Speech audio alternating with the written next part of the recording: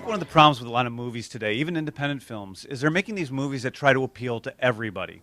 And we come out of the gate saying this movie, Super, is not for everybody. It's for some people, you know. And when you make a movie at a budget, you can afford to do that. But it speaks to somebody who's a little off center, and that's who this movie is for. And from the beginning, you know, we wanted to do something that was a little different. And yes, it's a superhero movie, but it's really a movie about a person. James Gunn has been one of my favorite directors for as long as I can remember. I'm pretty sure Guardians of the Galaxy was the first movie by him that I saw, and even though it was part of the larger MCU, something was clearly different from the other MCU projects that came before it. Something about the way Guardians was structured, the characters and how they meet each other, the fast pace from start to finish, the firecracker dialogue. It might have been the first Marvel movie I saw that had me wondering, who the hell made that? Listen, I like Jon Favreau and Iron Man as much as the next guy, but at like 14 or 15, I wasn't really interested in going back and watching Swingers. I caught up with that later in my college years. But anyway, in the present day now of 2025, James Gunn is the co-chairman and CEO of DC Studios, along with longtime collaborator Peter Safran. Safran runs the business side of things, and James Gunn, thank God, is managing the general creative direction for film, TV, and gaming moving forward. But Gunn is not content to just be behind the scenes like a Kevin Feige. James Gunn is a storyteller who wants to do the work and make the movies. So much so that he is the writer-director of DC's flagship first major movie release under the new regime, Superman.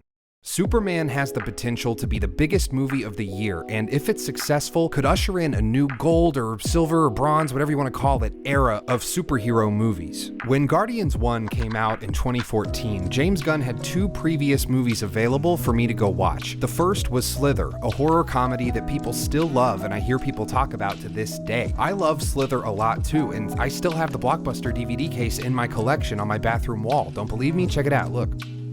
But his second movie, in hindsight, foreshadowed James Gunn's entire career up until right this moment. I'm talking about 2010's twisted action comedy and James Gunn's first superhero movie ever, simply titled Super. If you're someone who's never heard of this movie, I don't blame you. It doesn't even appear in the AI Gemini algorithm search engine known as Google when you search for his movies. I don't know why, and I'm hoping they'll respond to my aggressively worded emails. But this movie deserves reclamation, and I'm gonna talk about why in this video. If you like Peacemaker, watch Super. If you like Suicide Squad, watch Super. If, for some reason, you only like the Guardians movies when it comes to James Gunn, this might not be your thing. See, before he had the billion-dollar IP sandboxes of Marvel and DC to play in, before he was famous enough to be cancelable for tweets, James Gunn was interested in comics. He read them non-stop growing up, according to pretty much any interview you read with him, and he talks about them non-stop to this day. But his early career seemed far from the streamlined, crowd-pleasing work he's done the majority of his time as a filmmaker. He got started screenwriting for Troma Studios, an independent film company founded by Lloyd Kaufman and Michael Hertz in 1974. They made B-movie, gross-out, transgressive horror comedies like The Toxic Avenger and Cannibal the Musical, and later would go on to make things like Poultrygeist. Gunn learned from the best when it comes to the scrappy DIY practical effects, something he showcased brilliantly in his debut film Slither, but nothing about working for Troma Studios screams, I want to make nothing but superhero movies for the next 15 years. But I think his second movie, Super,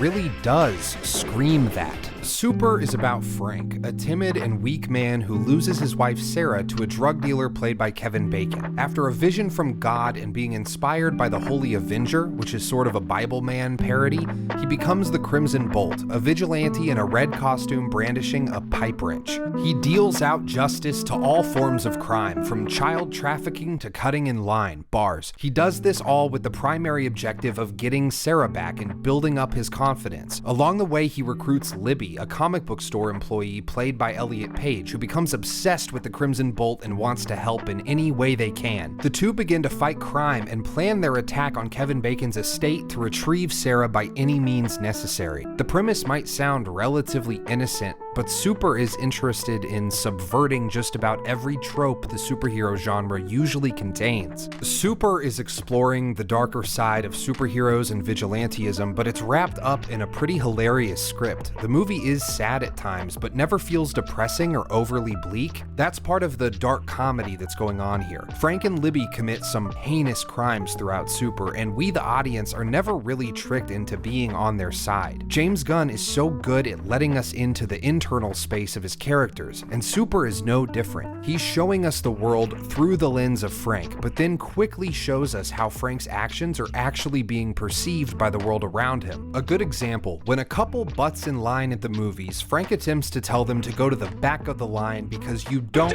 butt in line. The couple tells him to go f himself, and Frank runs to his car, becomes Crimson Bolt, and then proceeds to assault them with his pipe wrench, splitting the man's head down the middle and leaving the two of them bleeding out on the sidewalk. This is not superheroism. But to Frank, it totally is. Same thing with his wife, Sarah, who Frank is convinced was kidnapped when she first disappears. And the whole movie, he's fighting to get her back as if he's saving her, and as if she didn't choose to go with Kevin Bacon. His wife is a recovering addict, and she has relapsed and left Frank to do drugs and be with Kevin Bacon. She doesn't need saving, or at least not the kind of saving that Frank thinks he's offering. That's what I love about this movie. It points out the absurdity of superheroes in the real world, and it's something every kid has to come to terms with at some point. Superheroes are not real. Crimes will continue whether you try to stop them or not. The stories we read are just that. They're stories. Frank tells Libby that being a superhero isn't just the crime fighting that you see in the comic book splash pages and epic fights, but it's also everything between the panels. We all want to have important moments and good memories to fill our lives, but the truth is, most of our lives are lived between the panels, in the negative space between defining moments we'll remember for the rest of our lives. It can't all be amazing heroism. In fact, almost none of it is. But it's the little things. Making a new friend, helping an old lady to her car, letting the love of your life go if it means they can be happy. James Gunn has always been really good at giving his superhero characters something to do both internally and externally. Rocket, Peacemaker, Ratcatcher 2, Nebula, Yondu, characters that have unlikable exteriors, but as we get to know them, we learn where their hearts really lie, and we grow way closer to them than we ever thought we would when we first met them. For Frank, things are black and white. There's rules we all follow, and if you break those rules, you should be punished. Sounds like a superhero mindset in a comic book, but in real life, things just don't work like that, and going about fighting crime looks more like an active shooter than a superhero. Sarah is not Frank's property, and him coming to terms with that by the end of the movie completes a surprisingly poignant arc for both characters. At the start of Super, Frank has two pictures he's drawn of good moments in his life, and by the end, his wall is covered in drawings, all of the exciting and profound memories he's made in the short time we've spent with him. He looks up at all of his good memories, sheds a tear, and smiles. Roll credits. I'm painting this movie like it's a sweet little Sundance dramedy or something, but Super is subversive and crass and violent, but without the slickness of his bigger superhero movies. The Suicide Squad probably the closest to Super, but knocked that budget down to $2 million and zero superpowers. Super kind of feels like a Troma movie in some ways, and Gunn even includes Lloyd Kaufman himself in a cameo. It's scrappy, it's nasty, and it's fun. Speaking of all three of those adjectives, Elliot Page is incredible in this movie. The laugh is psychotic. That's what you get for fucking with the Crimson Bolt and Bolty, you stupid cocksucker! And now your legs are gone! The scene where Libby full-on rips Frank is shocking and uncomfortable.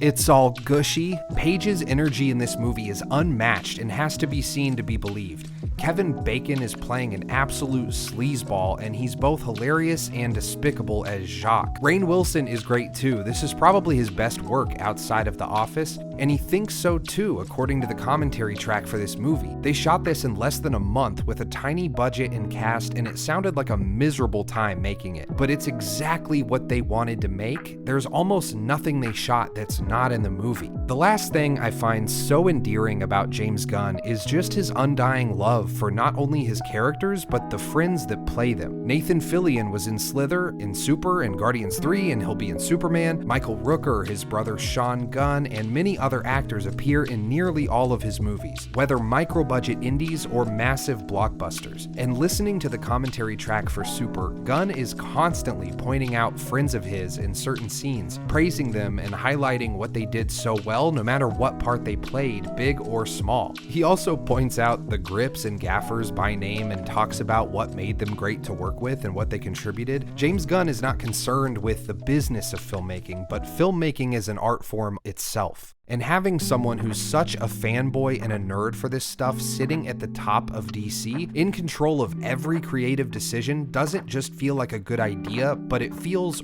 earned. Gunn is really about that superhero storytelling and has put in more than enough top-tier work in the genre to deserve steering that giant DC ship. I can't wait to see where he goes with it, and I can't wait to see Superman in July. Let me know what you guys think of James Gunn. What's your favorite movie of his, or do you hate him? Do you think he's dog water? For me, it's either Guardians 3 or Super, but James Gunn has no misses. I love the movies he's just written or just produced, too, from Scooby-Doo to Dawn of the Dead. Belko Experiment is even pretty good. Brightburn, I think, is underrated. If you guys want to hate on Brightburn, that's fine, but that's also a really interesting subversion of superhero stuff. But anyway, let's talk about all that stuff in the comments. Thank you so much for watching. Like and subscribe if you want, and I will see you next time. Later.